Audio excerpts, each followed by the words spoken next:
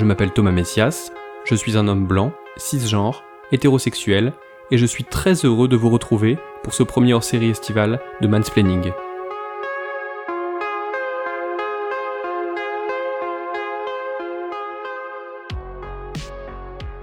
J'ai pensé cet épisode comme un petit guide destiné aux hommes qui vont pouvoir profiter de l'été pour partir en vacances. Avant toute chose, je voudrais aussi envoyer pensée et soutien à la vingtaine de millions de Françaises et de Français qui ne partiront pas en vacances cet été, dont 8 millions pour raisons financières. J'imagine que lorsqu'on n'a pas la possibilité de bouger de son domicile, ça doit être extrêmement pénible de n'entendre parler que de météo des plages et de chassés-croisés entre juilletistes et haussiens. Désolé de jouer les perles à la morale, mais je voulais juste rappeler aux hommes que l'été, malgré la chaleur et les maillots de bain, ne leur donne pas plus de droits sur les femmes que le reste de l'année. Je n'ai jamais beaucoup aimé la plage, d'abord parce que je m'y emmerde prodigieusement, mais je crois que je l'aimerais un peu plus si elle ne ressemblait pas parfois à un gigantesque terrain de chasse sur lequel des mecs postés sur leurs serviettes repèrent leurs futures cibles. Et encore, je ne suis que l'observateur de ces phénomènes et pas une victime. Oh là là là là là là, les mecs, regardez comment on va s'éclater ici, putain! On va choper, regardez-moi toutes ces gonzesses, elles sont toutes là pour ça de toute façon. Ouais, elles sont toutes là pour ça, mais pas pour toi, t'as vu ta gueule? Tu parles toi gros? Ouais, c'est toi qui dis ça, maigrichon? Cette phrase, prononcée par le personnage de Laurent Deutsch dans Le ciel, les oiseaux et ta mère, est tout à fait représentative de la façon dont beaucoup trop de mecs imaginent la plage. D'ailleurs, ça vaut aussi pour les terrasses de café, les sanitaires de camping, et tout ce qui ressemble de près ou de loin à un morceau de station balnéaire. Non, les filles ne sont pas toutes là pour ça. Certaines ont peut-être envie de profiter de l'été pour rencontrer l'amour, ou pour passer des nuits mémorables, mais d'autres ont juste envie de se reposer, de passer du temps avec leurs amis ou leur famille, ou de bronzer en bouquinant. Le maillot de bain, aussi échancré ou décolleté soit-il, n'est pas une invitation. Donc on fait un effort, on importe une personne, et on se débrouille pour déterminer si celui ou celle qu'on convoite est susceptible d'être intéressé ou non. Et si la réponse est négative, on lâche l'affaire. Ne faites pas comme Jean-Claude Duss. Être collant ou insultant, c'est carton rouge direct. Non, moi je vais vous paraître un peu vieux jeu, mais malgré mon passé mouvementé. Mais je les aime grands, exagérément musclés, et surtout le cheveu blanc et en brosse. Eh ouais, le nazi quoi. Il ferait chier de me répondre, ces deux espèces de pétasses. Non mais ça va pas bien derrière! À ce propos, si vous voulez être un allié féministe, il ne faut pas hésiter à intervenir. Si vous constatez que des femmes se font emmerder par des pseudo-séducteurs qui refusent de les lâcher, ne les laissez pas en plan. Ce n'est pas toujours simple, et la probabilité de se prendre une droite n'est pas nulle. Mais cette mise en danger éventuelle n'est rien par rapport au sentiment d'insécurité chronique dans lequel sont plongées certaines femmes qui n'en peuvent plus d'être sans cesse abordées par des types qui jouent les sangsues. Bonjour. Ça va? Bien alors? C'est pas possible. Excusez-moi, on est deux, on peut peut-être vous donner deux petits coups de main, je sais pas. C'est les vacances, hein, tranquille? Faut pas s'énerver. Qu'est-ce que t'en penses? C'est pas des bons? C'est pas des bombes. Je sais pas, moi je suis pédé, mais à mon avis c'est des gouines ça. Comme tu parles mal n'importe, tu connais rien.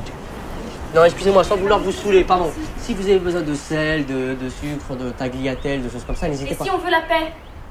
Il faut faire le 17%. Là. En revanche, on en parlait déjà dans l'épisode 3 consacré à la séduction, mais délivrer une femme des griffes d'un harceleur de plage ne constitue en rien un passe-droit pour tenter votre chance à votre tour. Ce n'est pas parce que vous sanctionnez Jean-Claude Duss en lui piquant son slip de bain que vous avez le droit de vous asseoir sans autorisation sur la serviette des deux femmes qu'il collait d'un peu trop près. Alors on ennuie les dames? Allez! Arrêtez de papier! Ils lui ont piqué son slip! Pour se redonne, bon repasse! Passe la balle! Il faut la balle qui marche! C'est dégueulasse! Salut les filles. Vous permettez, gentes dames? Puisque vous n'avez pas l'image, je signale que le « vous permettez gentes dames » est prononcé une fois que le mec est déjà installé entre les deux femmes, et que donc, il n'a aucune valeur. C'est un peu comme la galanterie. Ça voudrait passer pour du respect et de la politesse, mais ce n'est que du blabla de pseudo-gentleman qui espère obtenir des faveurs en retour. C'est bien connu, l'été, les maisons sont souvent plus ouvertes. Chez les vacanciers et les vacancières, on ouvre grand les fenêtres, on ne ferme pas la porte à clé, on veut se donner l'impression d'être plus libre que le reste de l'année. Eh bien c'est comme le maillot de bain, ou l'absence de maillot de bain. Ça ne signifie pas pour autant que n'importe qui soit le bienvenu, et qu'on puisse entrer chez les gens pour se servir. Il semblerait que chez certains, cela alimente une culture du viol qui n'avait pourtant pas besoin de ça. Dans leur tête, une fille court vêtue plus une maison pas verrouillée, ça résonne comme une invitation. Et c'est comme ça que dans L'Hôtel de la plage, un film signé par l'auteur d'Anou les petites anglaises, un jeune blanc-bec se planque tranquillement dans la salle de bain de la femme qu'il convoite, sans se poser aucune question. Bertrand, mais qu'est-ce que vous faites là? Par où êtes-vous entré? Peu importe, Elisabeth. Vous n'avez pas une petite idée du but de ma visite? Écoutez, ça suffit comme ça. L'autre jour, j'ai été tolérante, mais je peux me fâcher. Vous entendez? Je n'entends qu'une chose, Elisabeth. Et cette chose se cache sous cette fragile poitrine. Une envie inavouée et insatiable que vous portez à mon égard. Non, mais vous êtes fou. Quelqu'un peut entrer d'une seconde à l'autre. Dans votre salle de bain? Je ne serai donc pas le seul de vos amants? Peu importe, je serai le plus vaillant. Mon mari peut rentrer, Bertrand. J'ai vérifié, il est déjà aux cuisines. Encore un geste comme ça et je hurle. Oui, c'est ça, Elisabeth. Hurlez. Hurlez comme une bête. Implorez-moi. Vous vouliez un homme et je suis là. Je vais investir votre corps, Elisabeth. L'enflammer, lui donner sa vraie dimension. Ah non, mais vous êtes fou. Intrusion et agression sexuelle. C'est fou tout ce qu'on peut parfois se permettre au nom de l'été et de la liberté. Et c'est dingue le nombre de comédies estivales, de Michel Lang à Max Pécasse, qui mélangent tout à ce point, et qui rient du harcèlement sexuel et des tentatives d'agression. On mettra cela sur le compte d'une époque qui n'avait pas encore clarifié les choses, et où le consentement n'était hélas pas encore au cœur des débats. En 2019, on ne tolérerait plus que la situation précédente soit montrée façon comédie. Et on aurait raison. Cela ne signifie pas pour autant que les films d'aujourd'hui sont clean. Je vous l'ai montré dans plusieurs épisodes de Mansplaining, et ce sera encore le cas dans la saison 2.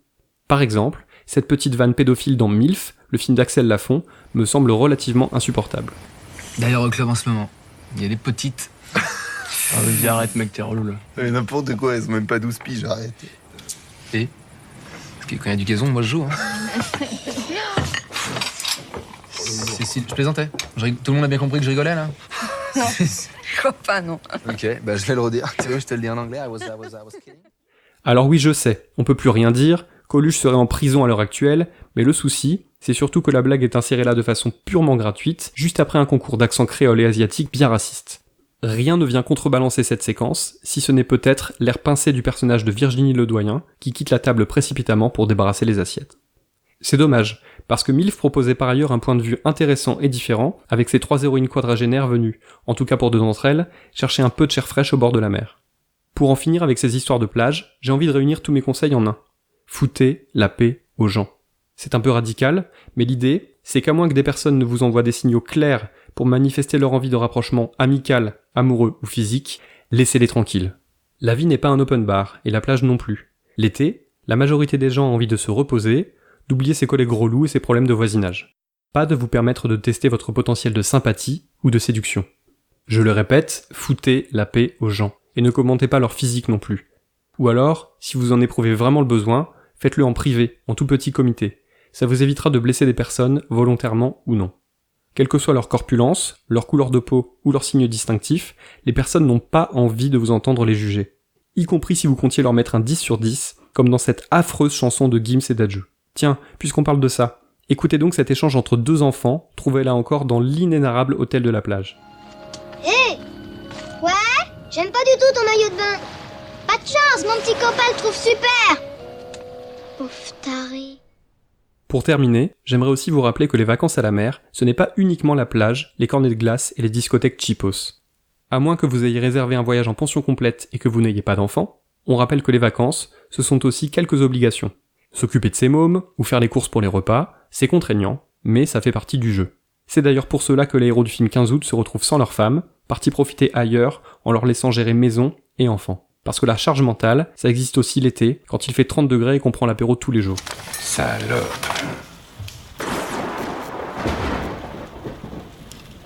J'aurais dû venir avant pour les aider. Juste la semaine où je décide d'arrêter de fumer. On mérite des vacances, pourquoi? C'est pas des vacances avec nous, peut-être? La salope. C'est pas ça, si tu dis bien, ça se sent qu'elles sont fatiguées. Fatiguées de quoi? De se passer de l'huile dans le dos, d'enlever le sable de la serviette avant de s'allonger? Elles sont fatiguées, moi je suis bon à mettre à la poubelle. Non, c'est un piège, je la connais trop. Elle est incapable de laisser les enfants, ne serait-ce qu'une journée, sauf à sa mère, et encore. Non, elles peuvent pas être parties comme ça, impossible. Elles vont revenir. Évidemment qu'elles vont revenir, elles ont jamais dit qu'elles allaient pas revenir. On lui dit qu'elles vont revenir ce soir. Voilà. Vous aurez fait une farce, quoi. Un truc bien lourd, là, un truc de nana, comme elles savent en faire, surtout quand elles sont entre elles. Quoi. Du genre, coucou, c'est nous, on vous a bien fait peur, hein? Enfin, peur. Écrit par Lisa Azuelos et réalisé par son mari de l'époque, Patrick Alessandrin, 15 août dit de vraies choses intelligentes sur le sujet. Même si dans le même temps, il se complaît dans une certaine beaufrie vraiment dommageable. ce qui ne m'empêche pas de vous suggérer de le regarder.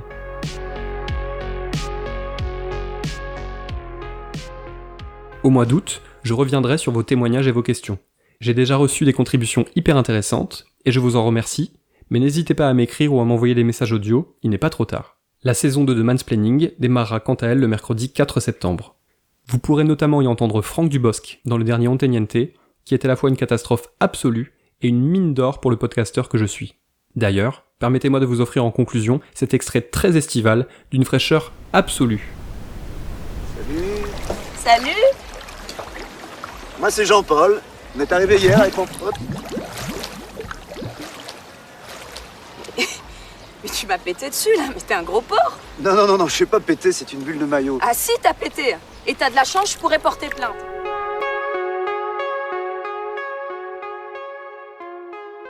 Voilà, c'était le hors-série juillettiste de Mansplaining, un podcast proposé par Slate.fr. Si vous avez aimé ce podcast, n'hésitez pas à le dire en nous couvrant d'étoiles, 5 de préférence, et en parlant le plus possible autour de vous. Toutes vos remarques et vos questions sont les bienvenues à l'adresse suivante, mansplaining@slate.fr. Vous pouvez aussi me contacter via Twitter, mes messages privés sont toujours ouverts. Toutes les références aux articles, œuvres, vidéos citées se trouvent dans la description de ce podcast. Et nous, on se reparle en août.